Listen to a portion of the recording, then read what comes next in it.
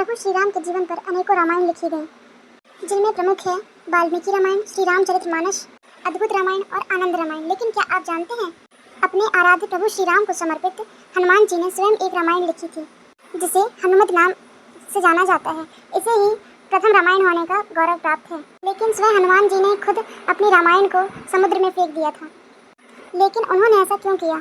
शास्त्रों के अनुसार सर्वप्रथम राम कथा हनुमान जी ने ही लिखी थी, और वह भी एक शिला यानी कि चट्टान पर अपने नाखूनों से लिखी थी।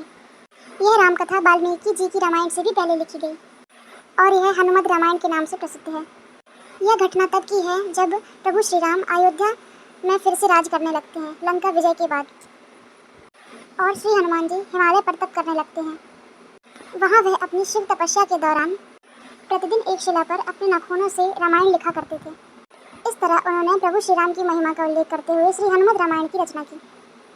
कुछ समय बाद महर्षि वाल्मीकि ने भी वाल्मीकि रामायण की रचना की, और लिखने के बाद उनके मन में इसे भगवान शंकर को दिखाकर और उन्हें समर्पित करने की इच्छा हुई। वह अपनी रामायण लेकर शिव के धाम कैलाश पहुंच गए, और वहां उन्होंने हनुमान जी और उनके द्वारा लिखी हनुमत रामायण को देखा। हनुमत रामायण के दर्शन कर वाल्मीकि जी निराश हो गए। वाल्मीकि जी को निराश देखकर हनुमान जी ने उनकी निराशा का कारण पूछा, तो महर्षि वाल्मीकि ने बताया कि उन्होंने बड़े तपस्या करके संघर्ष से वाल्मीकि रामायण लिखी थी, लेकिन अब आपकी रामायण को देखकर लगता है कि मेरी रामायण अब उपेक्षित हो जाएगी, क्योंकि आपने जो लिखा है उसके समक्ष मेरी रामायण तो कुछ भी नहीं है।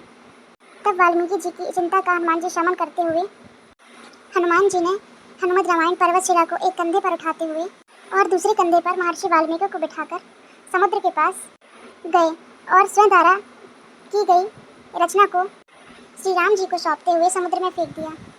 तभी से हनुमान जी द्वारा रचित हनुमत रामायण उपलब्ध नहीं है। हनुमान जी द्वारा लिखी रामायण को हनुमान जी द्वारा समुद्र में फेंक दिए जाने के बाद महर्षि वाल्मीकि बोले, हे राम भक्त हनुमान, आप धन्य हैं, आप जैसा कोई ज्ञानवान और ज्ञानी नहीं है और बलवान भी नहीं है। हे प्रभु, आपकी महिमा का गुणगान करने के लिए मुझे दोबारा जन्म लेना होगा, और मैं वचन देता हूँ कि कलयुग में एक और रामायण लिखने के लिए मैं जन्म लूँगा, और तब यह रामायण मैं आम लोगों की भाषा में लिखूँगा। माना जाता है कि रामचरितमानस की रचयिता श्री तुलसीदास जी और कोई नहीं बल्कि महर्षि वाल्मीकि जी का ही दूसरा जन्म था।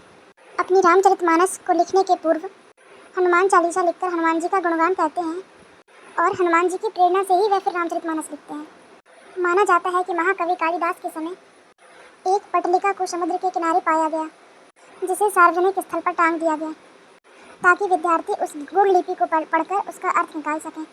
ऐसा माना जाता है कि कालिदास जी ने उनका अर्थ निकाल लिया था, और वह